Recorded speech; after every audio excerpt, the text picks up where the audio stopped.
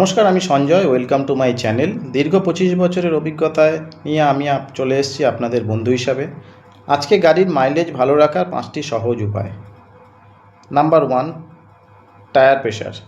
Company recommended লেভেলে রাখুন। Weekly অন্তত একবার টায়ার প্রেশার চেক করান। নাম্বার 2, অযথা বেশি অ্যাক্সেলারেশন করবেন না এবং হার্ড ব্রেকিং করবেন না।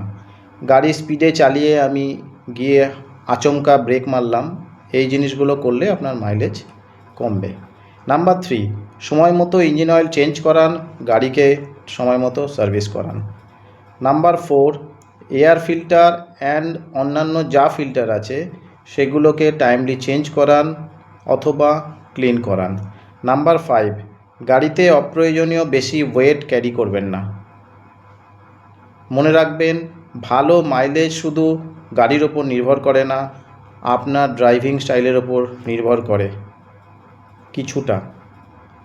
নেক্সট ভিডিওতে আমি আসবো স্কুটি অ্যান্ড বাইকের কোনটা বেশি সেফটি। তো ওয়েট করুন নেক্সট ভিডিওর জন্য। Thank you.